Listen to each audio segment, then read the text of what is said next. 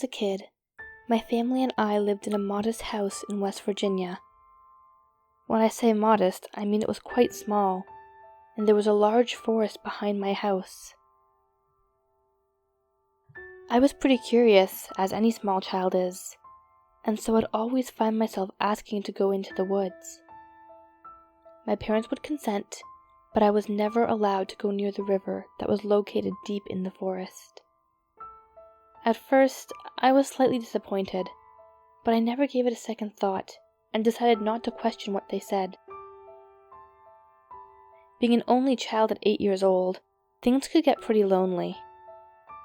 I was a recluse of sorts, but I had a big imagination, so I always created a multitude of friends to play with me in the woods. But they never left the wilderness, so I ended up going back home to discuss the adventures I had with my parents over dinner.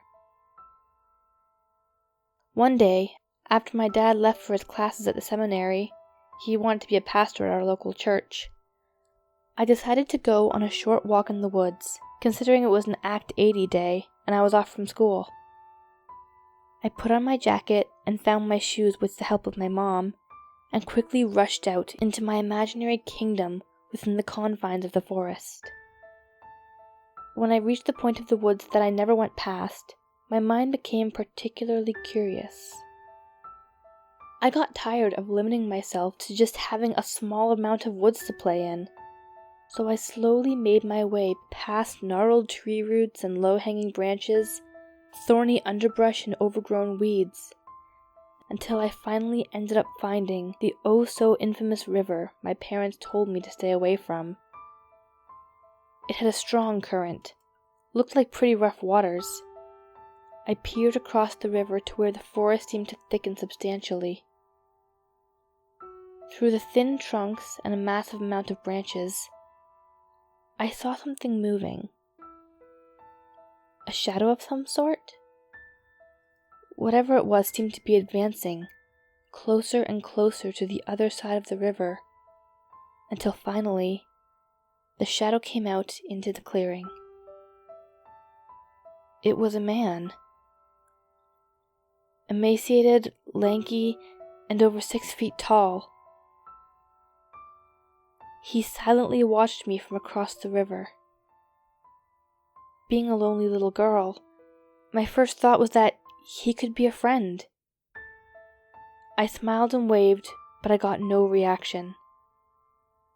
On closer inspection, I realized that the man had a small grin on his face. For some reason, the grin scared me a little, but I was intrigued, so I decided to leave. The next day after school, I went back.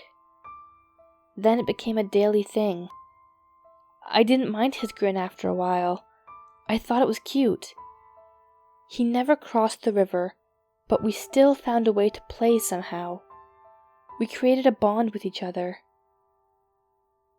One day, my father asked me what I actually did in the woods.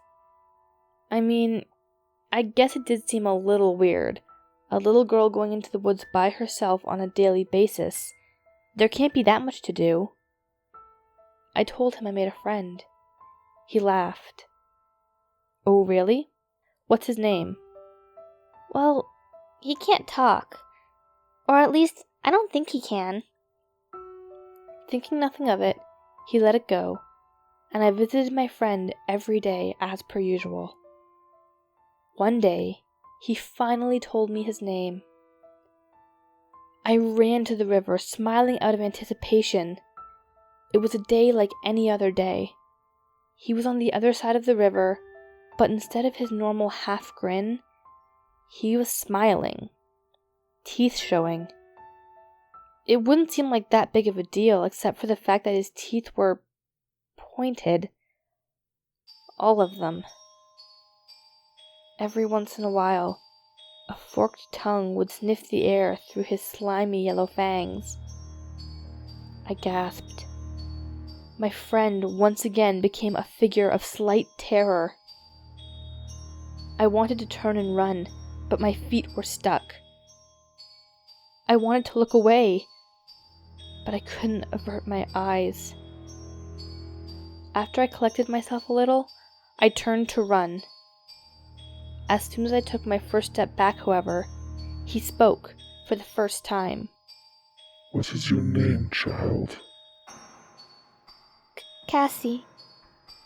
My name is Cassie Littman. His smile widened. My name is Levy. I ran. The way he said it, his voice, I knew I never wanted to visit him ever again. It was awful.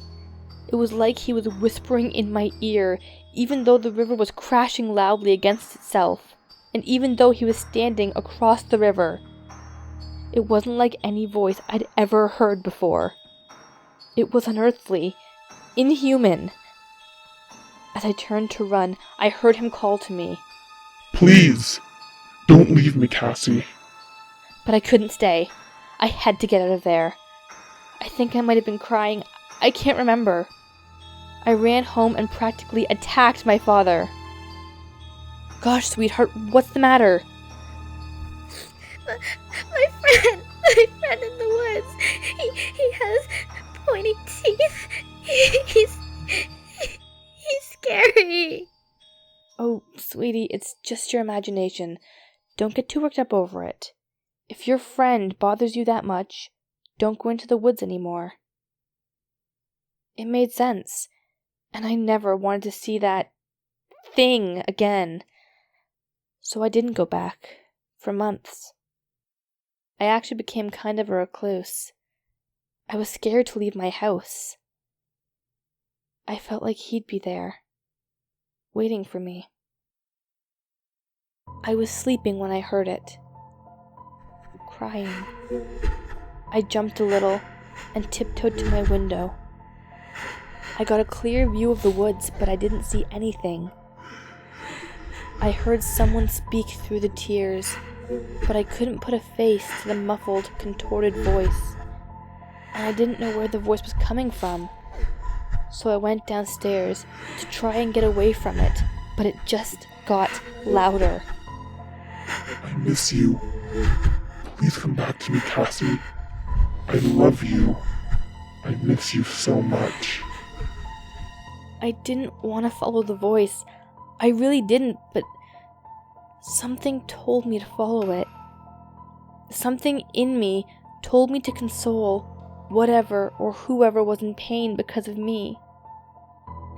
So I went outside, and I knew exactly where to go. I headed toward the woods. I walked a while until I got to the river, and then everything clicked. I panicked, I started to cry, and I looked around, watching out for Levithis or whatever his name was. I heard rustling, the talking now replaced with horrid, inhuman screams of agony and pain. I couldn't see him, but I heard him speak. Why did you leave me? I needed you. You were my only friend and you abandoned me. He appeared on the other side of the river a few minutes later. I was too terrified to speak.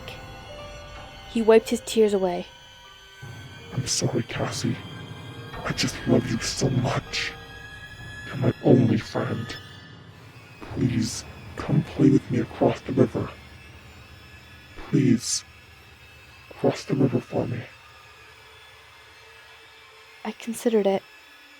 He was lonely. Like me. Then I remember what my mother had told me during the months that I wouldn't leave the house.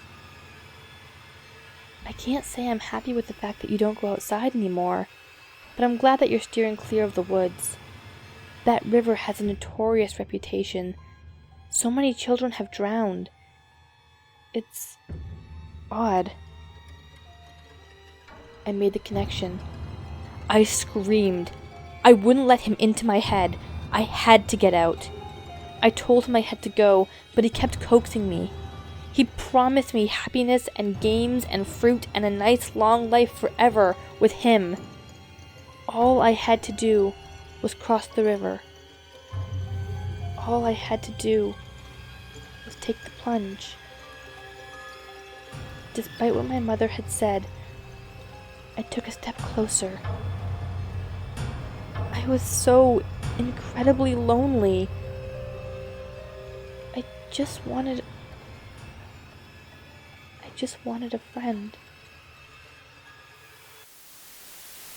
In June of 2004, Cassie Littman's body was found lying gutted on the far side of the Shavers Fork River. There were bite marks covering almost every inch of her body.